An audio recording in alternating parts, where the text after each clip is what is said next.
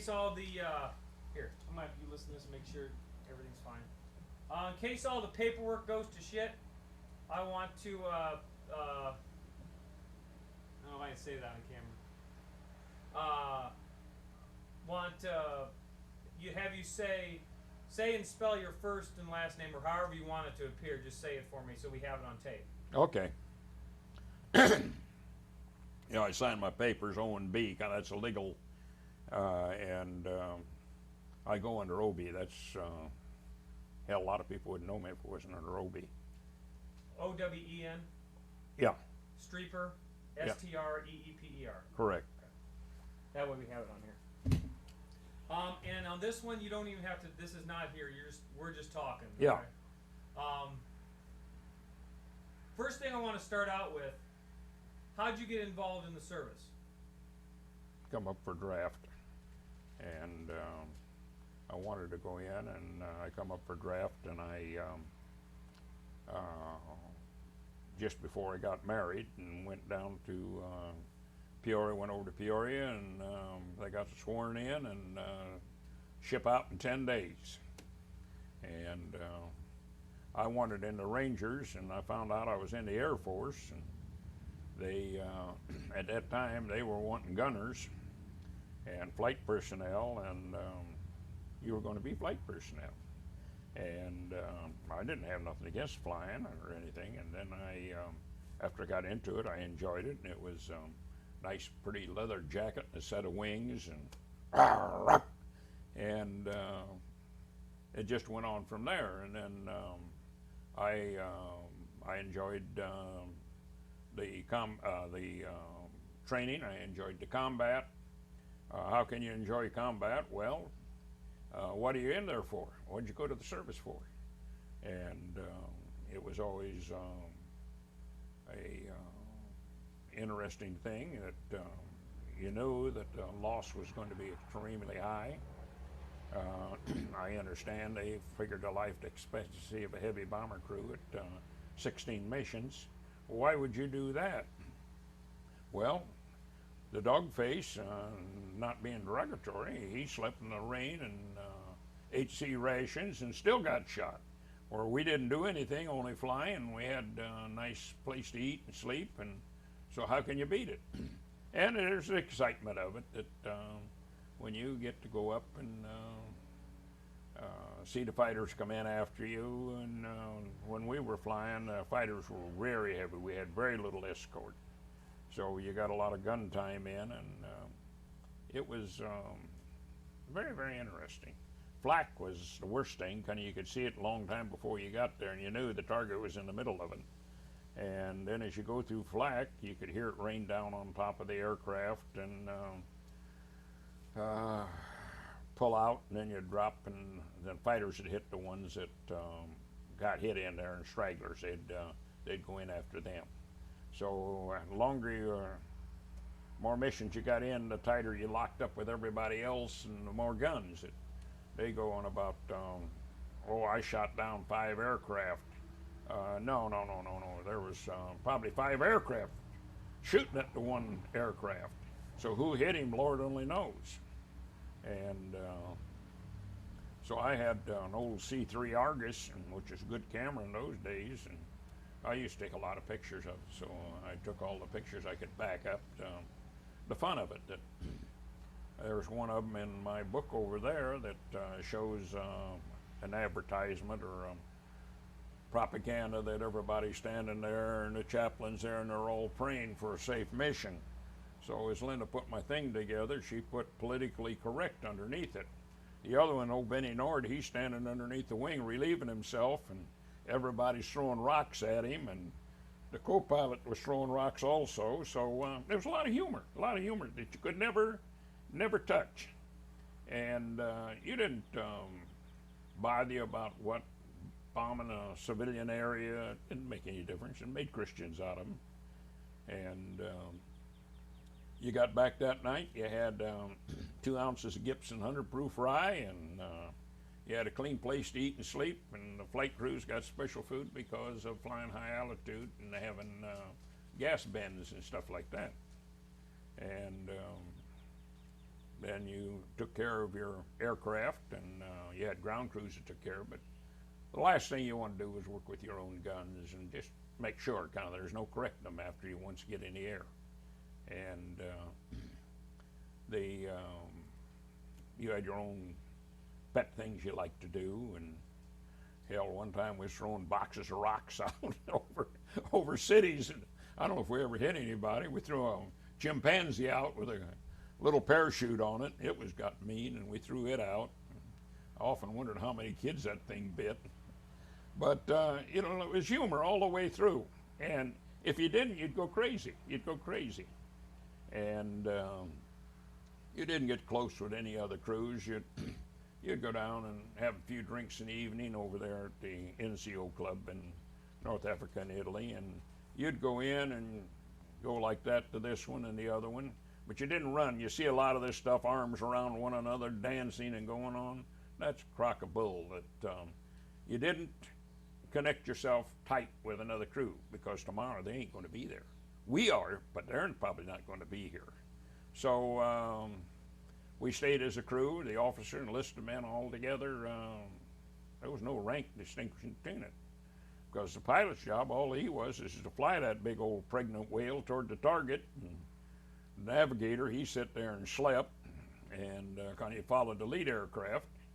And the rest of us was there to try to keep the airplane to go that direction. And it was fun. It was actually fun. Okay, hold on for just a second. All right. Let's back up a little bit, just a little bit. Tell me about the plane you flew and the crew. Well, the plane we flew was a B-24J. We had nose turret, rear turret, ball turret, top turret, and 2 waist guns. And the crew was made up of a pilot, a co-pilot, a bombardier, navigator, and then 6 gunners. And like Benny Nord, he's the only one alive today, and he was a nose gunner. And then the radio operator, he pretty well stayed on that. Harold Steele rode top gun as a Martin turret on top. Al Raines ran tail gun. I ran ball.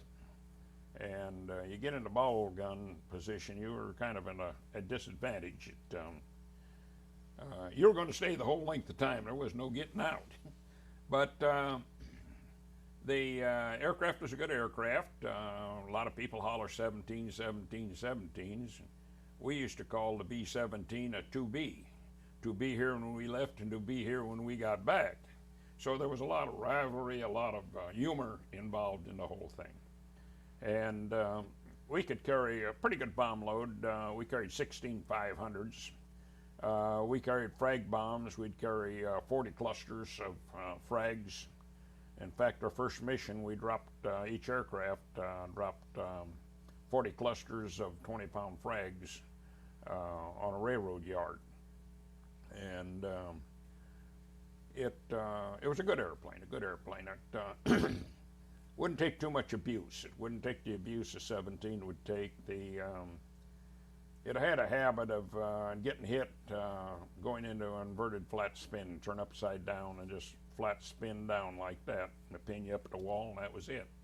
And they were very noted for breaking 2 just between the bomb bay, the rear of the bomb bay and the back compartment.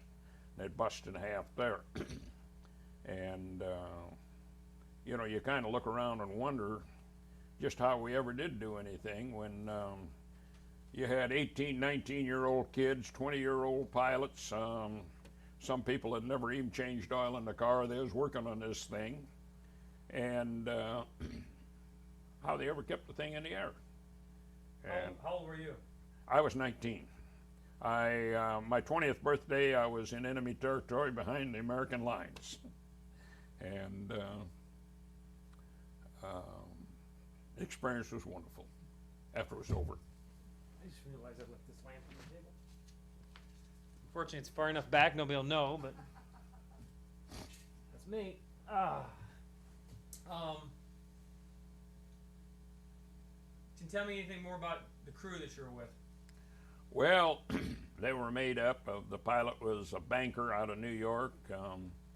Benny Nord was out of Union City, Tennessee. He was just like I was, just a young kid.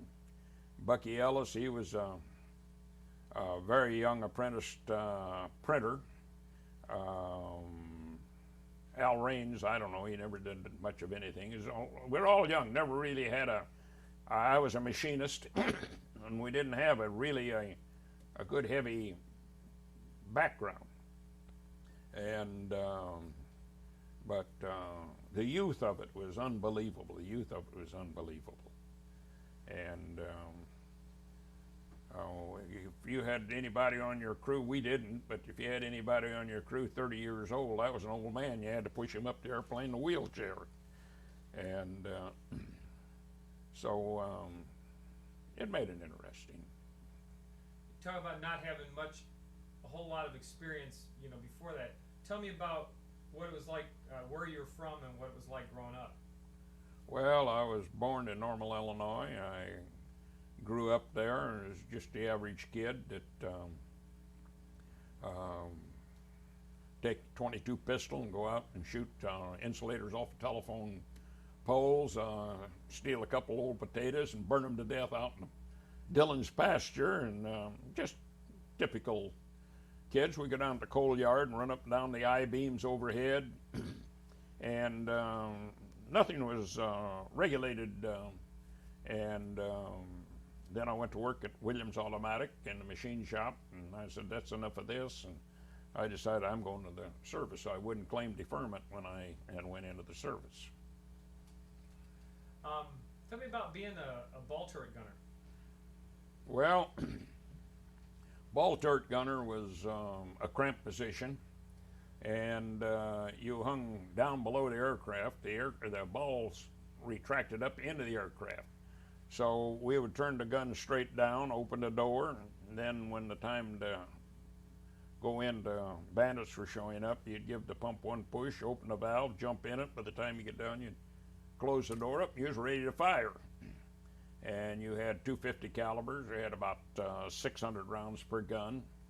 The guns were right up here, right beside your ears. When you come back after a good lot of firing, you couldn't hear anything. It's the reason I'm deaf now, I think. And the turret was revolve 360 degrees. It goes straight down to up to just a little above dead center. And it had lockout cams, so you couldn't shoot through your own bomb bay. And fighters would come in high, and you had to be ready for them when they come down under you. You had to be ready and catch them and swing down with them. And you had to be careful. Also, you didn't shoot into your other aircraft in your formation. There's been many aircraft shot down by shooting into your own aircraft.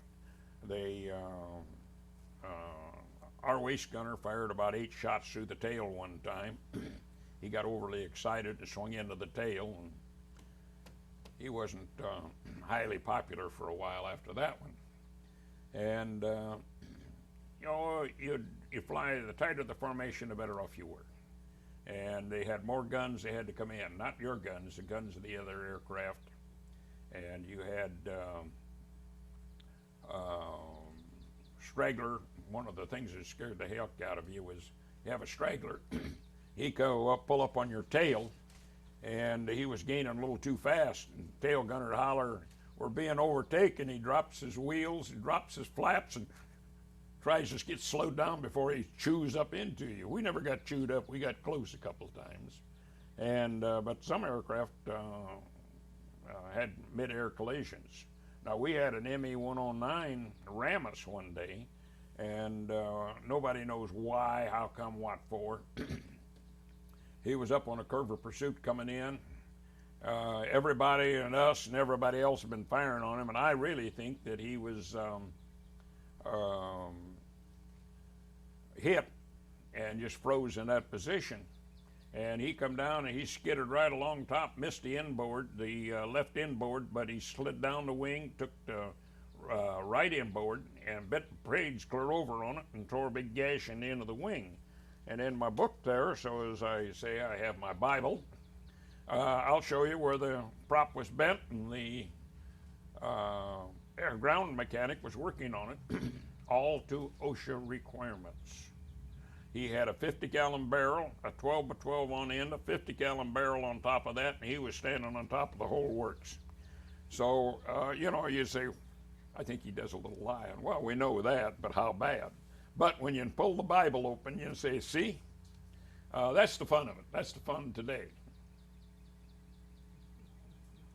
I saw, I work for the Park District in Peoria. They were showing some old photos of stuff they used to do. They had the old stump chewers, no guards on them, just the big old blade. And they said they showed our bucket truck. It was somebody standing in the bucket of a lift truck. And they said that was OSHA approved. How did you get assigned to the B-24? Well, at that time they was wanting heavy bombers, and they were pushing the B-24s real heavy. Ford was making one every hour. Ford had the capacity to build a B-24 every hour, and there were several plants doing it. And it just came up. I was hoping to be on A-20s or B-26s. Well, they grounded the B-26 because they call it the flying prostitute. No visible means of support. That you feather one engine, you're gone. Grab your chute and go. And so I didn't get on that. I ended up on the 24s, and we had a lot of names for them. One of them was a pregnant whale, and another one was a wallerby. It'd sit and waller in the air. But it was a good aircraft. It was a good aircraft. And I liked it. Enjoyed the B-24. Tell me about, I don't know how quickly you want to get into getting shot down, but tell me about some of your missions. Oh, first mission, we went up to Nis, Yugoslavia, and we was dropping frag bombs, 6 to a cluster. We're dropping 40 clusters of them. And everybody was looking, where's the bombs hitting? What's this all about? Well, one of them landed on top of the other one, and the top one broke in half, and we lost 2 aircraft that day. So you can kind of laugh at it. And the next mission wasn't too bad, and then they got bad. Some of the bad missions you flew was, we called it the sausage factory, was up to Winterneustadt, Austria. And when you went up to Winterneustadt, Austria, it was probably 6 to 8 when it wasn't coming back out of there. We bombed Ferrara, Italy. Ferrara was a bad target. You took an awful beating going in there. We bombed Pulaski oil fields on 3 different occasions, and that was bad. That was bad, and you were clear out of escort range. The only thing was escorting us at that time was P-38s and P-47s. P-47s be way high. P-38s come in, and boy, that was beautiful to see them rack up there and skid. And you could see both booms. Well, that went along pretty good, and the Germans come down with I forgot the number of it now, but it looked like a P-38, but it wasn't. And then they had some captured airplanes. They had some 38s and stuff like that had crashed, landed. They fixed them up, and they had a B-24. And he would try to pull up in formation with you. So anybody that pointed his guns towards you, you shot him. You didn't care what insignia was on him. If he put his guns towards you, you shot him. And his fighters would pick us up to ride home with us because they had big problems. Boy, they'd keep their guns away from him, then they'd get up and hang underneath our belly. So after we got him up in there, then all the guns were down, watching him real close. But we never really had it, but I know of it happening with our group. And the missions were good. You'd on your briefings, you would have there was going to be so many probably be intercepted by fighters from this location, that location, 10, 25, 50, 75 fighters. It was nothing unusual to see 75 ME-109s and FW-190s. And in fact, I used to always say it looked like crows on a frosty morning when they'd hit. Well, your 38s and 47s would take you in as far as possible, and the briefing would say you'd have escort for penetration as far as possible. And when you get up to target area, they'd turn and go home, and then you'd pick up another batch of them after you come off the target a ways out. But they didn't like to attack the bombers. They liked to pick up a straggler. Somebody would fire too soon. No use firing at them if they weren't under 1,000 yards. So they'd circle you and play games with you, and if somebody was straggling, they said, "Oh, we'll go in after him," and there'd be maybe 3 to 4 of them curved down. They spin right down after one another and hit him and gone. And when they come through fast. And if we could get on target, if we could get 7 to 9 rounds out of each gun on it, we was real lucky. And it ain't like they try to make the movies and like to say that we were afraid of them and they was afraid of us. But when you're acting with the fighters, enemy fighters, you had something to fight.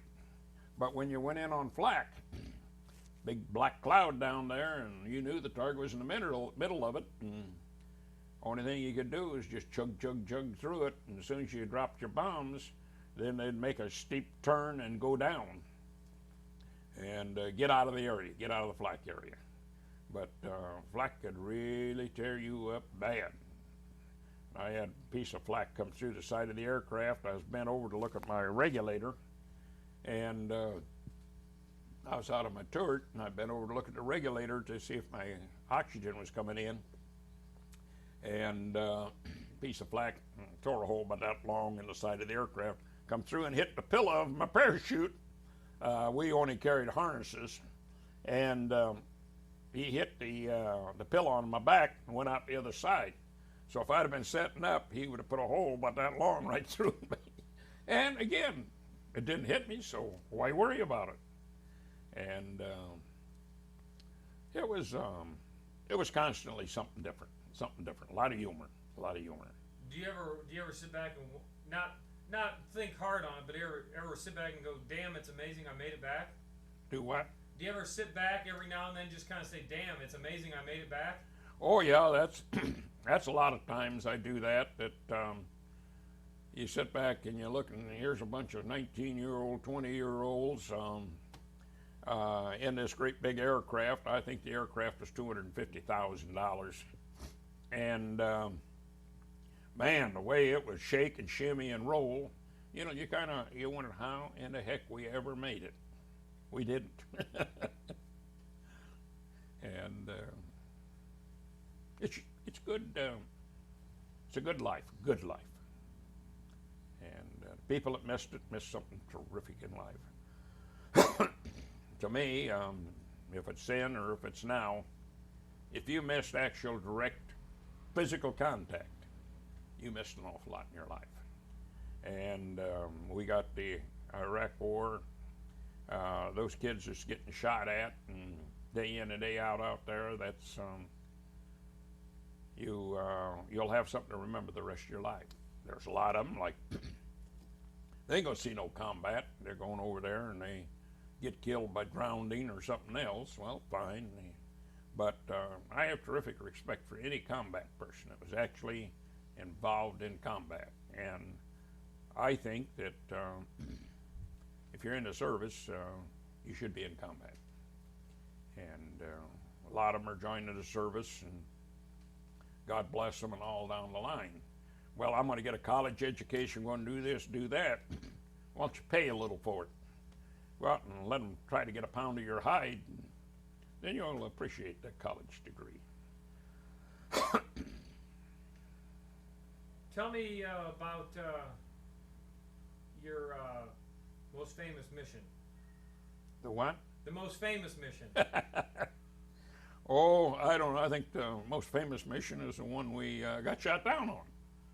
That we were headed in and didn't supposed to have much flak. Nothing supposed to have been too outstanding. We was going to buy an air drone, and near Nice, So we'd all fired our guns and retracted the ball back up. Old Benny Nord said, "Flack." Somebody said, "How much?" And he said, "I have 6 guns." Man, the next time section tail come off, tip of the wing was all on fire. We was one heck of a mess. And so there wasn't no preparation, just grab your chute and get ready. Well, I wasn't particularly anxious to go down in the sea. Kind of this Ack battery, when I was over there about 12, 14 years ago, I got to go up to it and they showed me the Ack battery that shot us down. And we made it inland, and then the pilot decided he was going to make Switzerland, and he wasn't overly smart anyway. And fire got stringing fire about 300 feet behind us, and bailout bell was ringing, so we left. And when you go out, there's a lot of strange things that happen. The noise is terrific in the aircraft at any time. And when you jump, I went out through the back escape hatch and went out head first, no noise. And you think the wind would be blowing you, all the fire faster. No, absolutely nothing. And then when do you open your chute? I got looking at that thing on the chest chute. Boy, I wish to Christ I hadn't been using this as a pillow and sitting on the thing and stuff like that in the aircraft. And I opened up a little early, and when you pop the chute, I still got the ripcord. Kind of when it dawned on me, I still had a ripcord in my hand. And she came out and popped open. Everything was nice, and I seen the rest of the parachutes around there, and I seen the German convoy coming up. And they took one guy prisoner right on the road. Well, I caught an updraft and took me up over the mountain and dropped me down on the other side, down in this area of La Masse, and they call it the Alpes Maritimes, base Alps, and dropped down in that area there. And I realized that I was hit. As I was looking down, I could see blood on my boot. But one thing that might go with that, that was humorous after it was all over. After I jumped and I got my eyes open, the ground is down there, isn't it? So I looked down like that, and my feet, there ain't no ground, it's all blue sky. And I look up overhead, and there's the ground. So help me God, I swore up and down I thought I'd been killed and I was on my way to heaven. Then it dawned on me, hell, there ain't no way you're going to go to heaven anyway. So when I popped my chute, then I found out the ground was down. But strange things go through your mind, and it's funny how they will last a lifetime with you. They'll last a lifetime. And I drifted down and over this other side and got a bad landing. I got out of the harness. You had an escape kit. It wasn't worth a damn anyway. And I put the chute underneath the tree, and I couldn't hardly walk. Kind of been hit in the side of the leg and in the hip, and the hip wound was bad. And so I pulled one of the Carlisle bandages, and the ones we wore had morphine in it, and took a shot of morphine, and I thought I'd better get out of there. So took some pyrobenzodrine. I think it's what they call it. It was a pep pill. You take it, you couldn't sit down. And then night came in. That was at 10:10 in the morning, and night came in, and I just slept on the mountainside or spent the night. And the third day, I decided I'd give myself up because I had flak, and there was a piece of steel in my hip, and I couldn't see it, but boy, it hurt and stung. And I was going into this little village, and I figured, well, you know, I'm still in uniform. I am carrying a gun, but I'm in uniform. And some old gal with a little girl, she grabbed me and she pushed me back in the undergrowth. Well, I was so spooked anyway because I'd probably had 10 shots of morphine in that length of time and all the pyrobenzodrine or whatever they call the stuff. And so I just flopped down, and a German patrol come by. And what she done, she seen the German patrol, and seen me, and she pushed me into the undergrowth. Well, I'm laying there, and I don't know if it was 20 minutes, an hour, or what it was. I was out of it pretty good. Two young, beautiful French girls. They was probably 18 years old. Come out there and got me out of the bush and got my hands up around their necks and took me into town. Man, this is a way to die. Two beautiful French girls. Well, when I seen them 48 years later, they weren't that sweet. But anyway, they took me in and took me upstairs, and they looked at me, the wound, and they screwed around. They went and got a guy named Pommier. And he was quite a hunter, and he come in, and they decided they could cut it out. Now, there's no communication. And when he decided to cut on it, I had my 45 out. And I didn't know what he was going to cut off or what he was going to do. And he went in with a hunting knife and a straight razor and cut this piece out of my hip and then sutured me up with dirty fishing string. And in these Carlisle bandages, there was a little paper envelope, and it had sulfadiazine in it or something. So I finally got him convinced to shake that in there, and he shook that in, and then they took me out to the edge of town and put me in about the same place they originally was, and I'll be very frank, I was pretty well out of it all the way through. And later that night, I heard a motorcycle coming, and somebody pulled up in a motorcycle with a sidecar with a machine gun on the sidecar. I said, "Ooh!" So I pulled down on him, and Pommier, he said, "No, no, no." Well, what it was, this Frenchman had stole this German motorcycle somewhere, and they decided they was going to take me out of this immediate area. Now, probably the most dangerous thing I ever done in my life was get in that, or they put me in the sidecar with a drunken Frenchman riding down the mountain with no lights on. Now, if you can beat that one, I want to hear it. And how far I went, I don't know. They took me and they got me back into the undergrowth again in an old cabin, and then I got healed up pretty good. Oh, it hurt a lot. And then we got activity and sabotage, sniping, blowing up bridges, just anything that would come up. The French risked their life for me.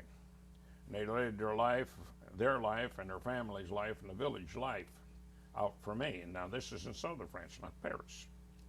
And they would get me food. They hid me.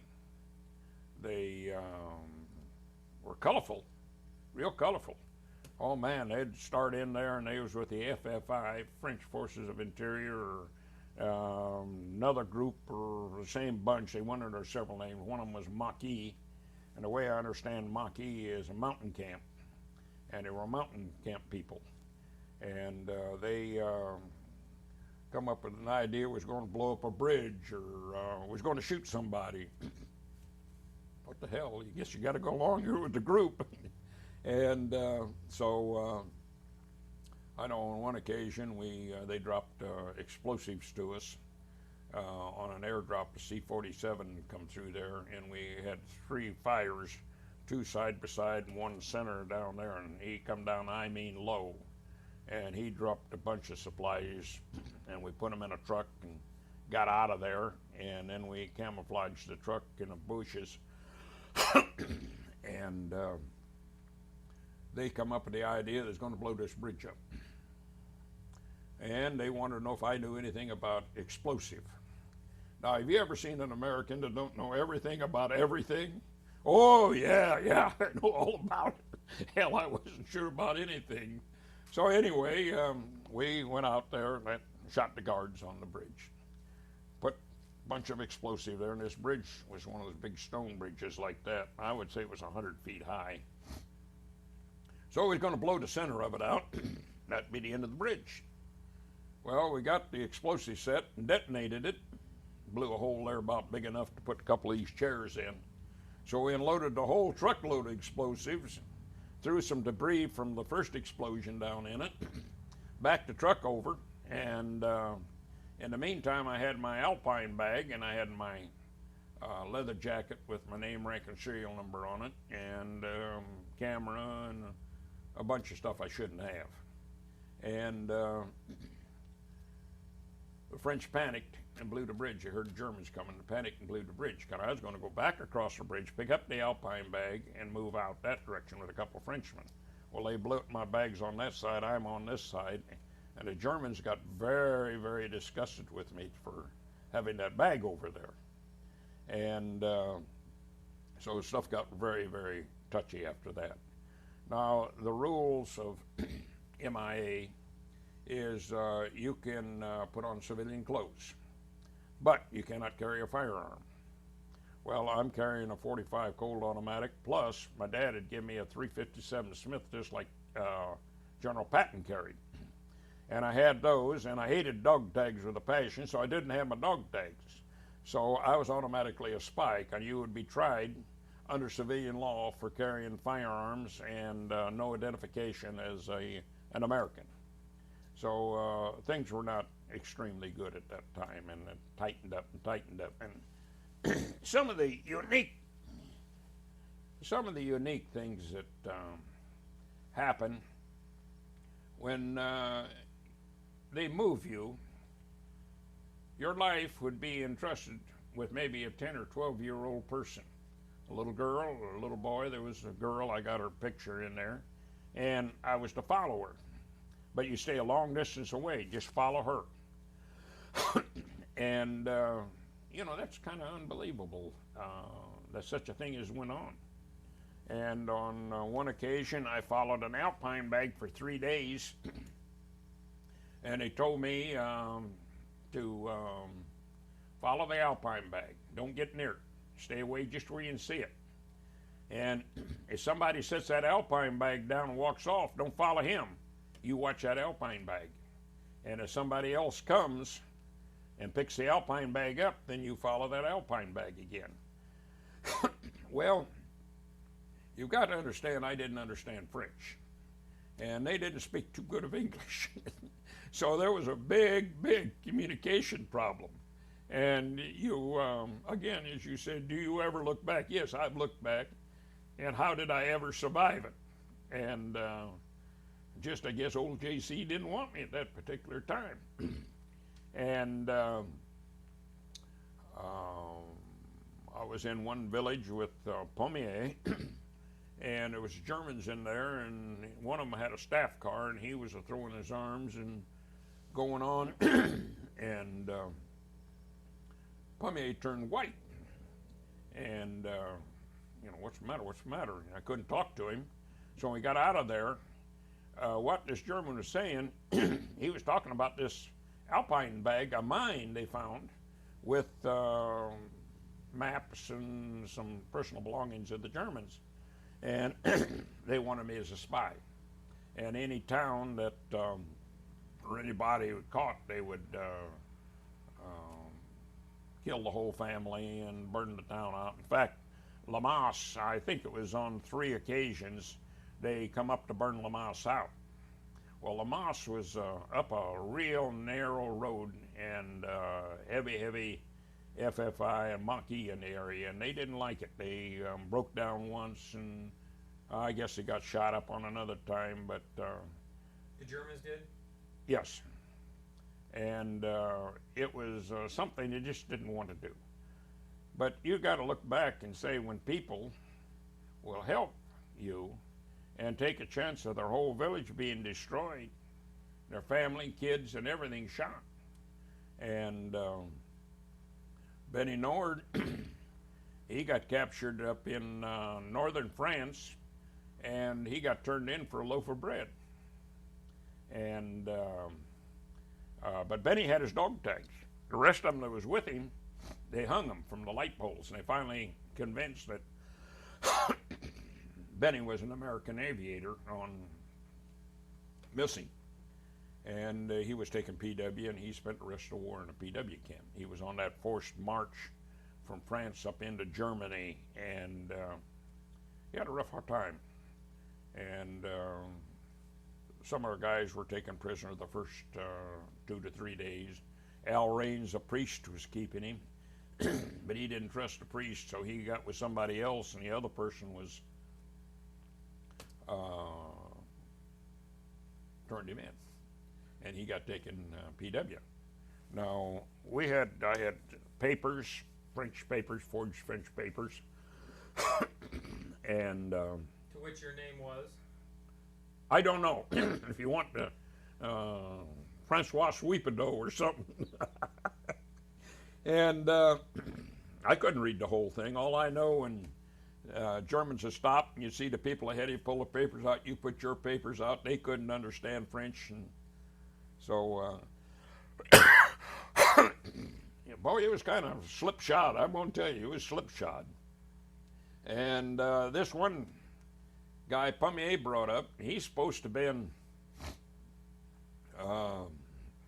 French underground, and he had a way to get me out of the territory, but he had to have my picture because he's going to get me new papers. So they took my picture and my French knickerbockers and black shirt and disappeared. Well, in the meantime, they found out he was a collaborator with the Germans. And he come down and knocked on the door, and he met with a very untimely accident. He had a very bad accident. And then the French wouldn't let it die at that. They took his poor body and put it up on the road so the Germans would find it. So don't try it again. And there, I tell you, it was vicious. It was vicious between the people.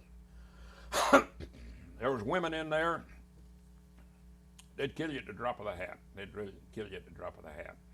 But your life was just in their hands when. And then it got down later in the war, and they invaded Normandy. And so this was all before Normandy. All before Normandy. And then they invaded southern France. And after southern France, I finally got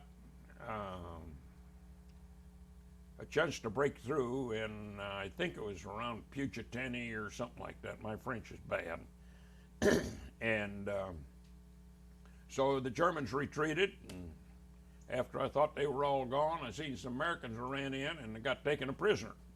That they were with an armored division, infantry on the armored division, and they took me at gunpoint, and they went through interrogation, and they asked about baseball, and I said, hell, I don't know anything about it. Pretty soon, one of the guys said, there ain't nobody in the world can cuss like an American can, so he asked to be an American. And they said, they gave me some K rations. Oh man, that was good eating. And then I seen a Jeep with Air Force in it, so I ran the Jeep down. Pretty near got shot. I'm in civilian clothes yet, but they did give me an American flag they were wearing. And I jumped in the back of the Jeep, and when it slowed down, and so I kept screaming, I'm an American aviator. They finally got straightened out. I told them what the deal was. So they were with ATC, Air Transport Command. And they took me back out to their place, and I got to sleep in the major's cot. I said I'd sleep on the ground. And oh, no. And I thought, boy, that's pretty damn good. Staff Sergeant sleeping in the major's cot. So it was unique. It was unique, the whole thing. So the next day they flew me from there to Naples. And then I finally got through and flew from Naples to Bari, Italy. And then the interrogation started up. And then I came back out, and my bomb group set up a B-24 to pick me up. The colonel flew it and brought me back to the base, and I spent 3 or 4 days in the base, and then I went back down to Naples to catch a boat home. It was from the time I got out until I was on, I believe it was a James Parker headed home, it was about 2 weeks. And I sent my wife telegram. It's in my book. They had, excuse me, they had a coded telegrams. You could get down, look down there, and it'd say love and something else, and you could pick 17, 42, 88. Well, I sent the telegram, and I believe the telegram read, love, all well, birthday greetings. And my wife got that 3 weeks before she got a telegram that had returned to active duty. And she was working at State Farm, and oh, she went spastic. When it came to my house, my mother called her, and Esther said, open it, open it. So she opened it and read it to Esther, and then she took it up. Well, they got leery that maybe this is something I'd done just for a birthday greeting before it got shot down. And so it was a little leery, but they were real happy. And then that's about the extent of it. I was stayed on flight personnel, but couldn't go back to a combat area because of if you spent over 30 days actively involved with the underground, that you were permanently classed as a spy. And then they had information on this, and so I couldn't go back. So I was kind of like an unwed mother. Nobody particularly wanted me. And while I was missing, that the French should send messages to, I believe it was Algiers, and we'd string an antenna up between some pine trees, and then sit there and had a generator. You crank this generator, and they did that, and send the messages. I don't know if they ever went anywhere or not, but it added a lot of activity. And at times you wonder if you ever are going to get out. You wonder if you ever will get out. Just how long is this ordeal going to last? And but it was an experience that was my life. It was my life. And I wouldn't take $1 million for the experience. And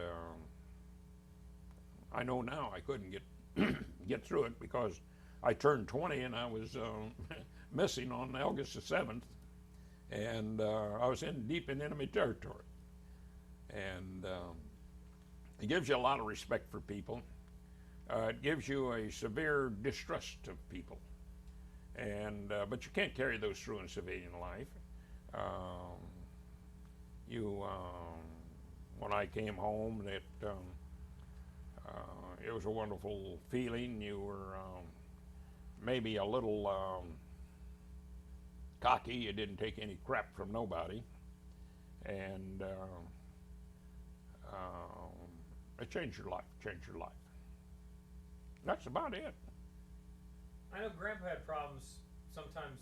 Huh? I know Grandpa had problems sometimes at night, with nightmares. Did you ever have any nightmares after that? Not really.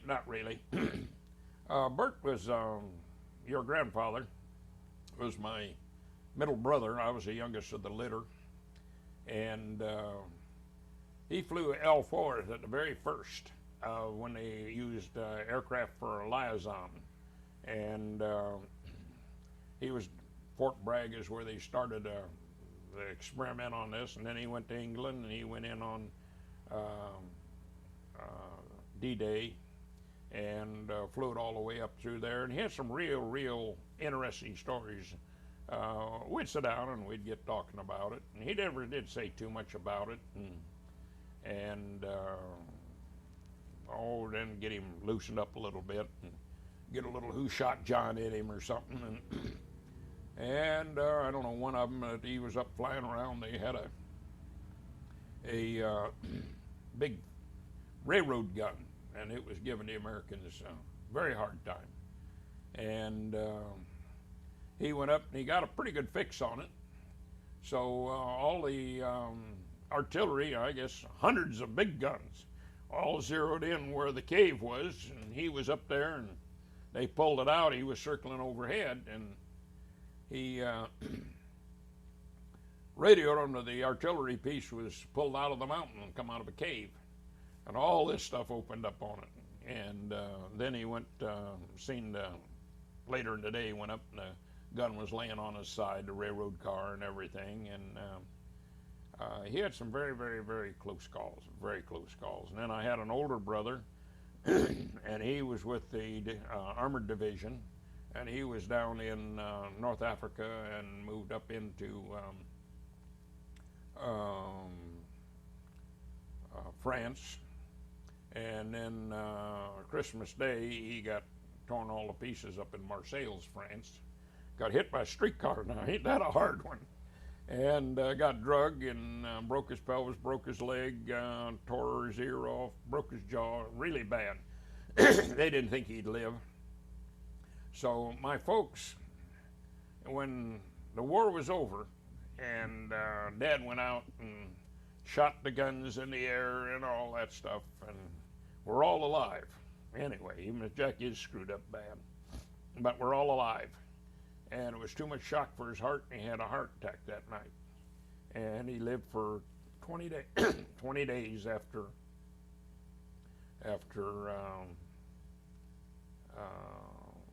VJ night.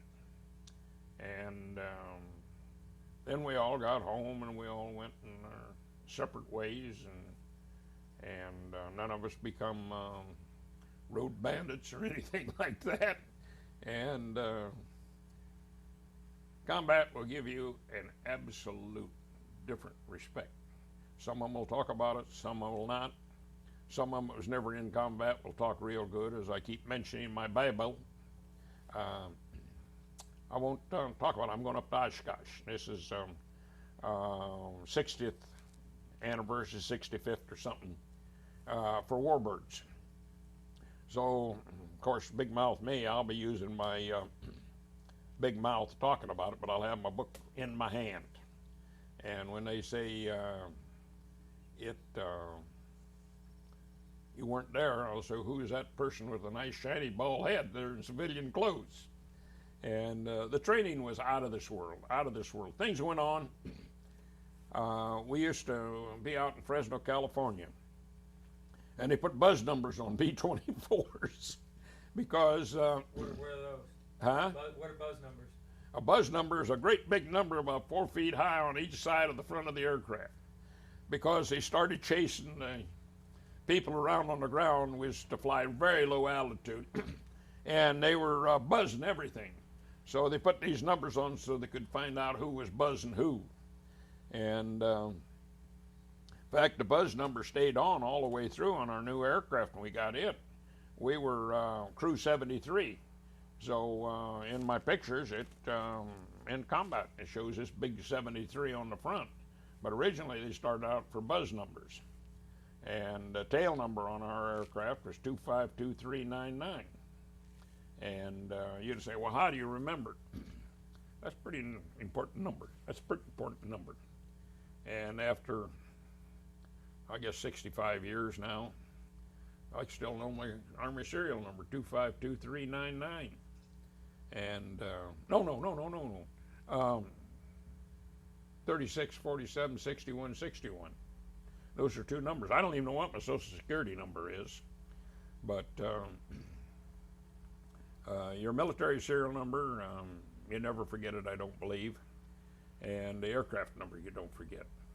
And when you were landing or anything like that, the radio operator, he would call the tower and he'd say, 399 request to land. You just use the last three numbers. And our aircraft was built up in Kansas, and we went up to pick it up. And the girls on the assembly line, they'd left little tinkering notes inside the different things you take off a plate, and here'd be a message to you. So it's kind of a wonderful memory of those. What were the messages? Oh, this is going to be public. Name, rank, and serial number. But, I can't stand it. And I was a very heavy anti-war demonstrator. And when we came home, And I came back in, and we went into Staten Island, and they took us by the ferry into New York and up to Hackensack, New Jersey, up to Camp Shanks. You couldn't spend money. You couldn't spend money. Go into a bar, go into a restaurant, you couldn't spend money. And you had your ribbons on and all that stuff, and they knew you was overseas military. And my God, you hitchhike, and that's the only way I ever traveled. People would pick them up, never thought nothing of it. And boy, hitchhiked in some awful broken down cars, but that's all they had to use. And then you come back, and they thought more of the damned anti-Vietnam demonstrators than they did our combat men coming back. And I caused them a lot of trouble. I can guarantee you that. I caused them a lot of trouble. It's a wonder I didn't go to jail for some of it. And my son, he spent 2 tours of duty in Vietnam as 133rd CB Battalion. He got well decorated. And he was stationed at Da Nang on 1 tour of duty, and the 2nd tour of duty, I think it was Phu Bai or somewhere down in there. And they ran some pipelines along the Perfume River, and he's seen a lot of combat. While they were putting the pipeline in, there was a lot of combat went on. So I feel like I'm from a well-represented family. Tell me about, real quickly, I had a question about the Alpine bag. Tell me a little bit more about that. Well, what was it exactly? Well, when they would transport you or move you, we would... The French, mean? Yeah, in France. You would possibly ride a train. Whoever would give you a ticket, but you followed that Alpine bag, because they were the ones that was going to get on the train. Now, the Alpine bag was like these bags these kids all carry around, their school book bag, and they they were white most generally, big heavy straps. They'd carry all kinds of lot of garbage. And you would just start out and just follow it. Maybe one person would carry it for 2 hours, and then somebody else would take it. And I know once I got on a train, and my God, don't speak the language. Germans are trained. So I got just behind the Alpine bag then, and they'd give me a ticket. One person, Frenchman, had handed me a ticket. So when I got up there, and one of the Alpine bag pulled out their papers, I pulled mine out. German looked at me and looked at that. I went on through and handed the ticket to the train crew, and went on down the line. And it was quite a method of transportation. It wasn't a solid method. Sometimes you would follow something else, and that's about all there was to it. So it wasn't anything. There wasn't anything special about the bag. It was just something you. No, They carried the name of Alpine bag, because up in the Alpine country they carried their clothes, their food, and everything in a knapsack. Okay. You could have followed the knapsack. Okay, but so there was nothing specific about it. no, knapsack is again based with Boy Scouts and stuff like that. And okay, I just wasn't sure if that's what you were calling. So never captured by the Germans, just close calls. close calls. I did get captured. Okay. Damn. Let me. The damn Americans captured me, or I never would have come out of there.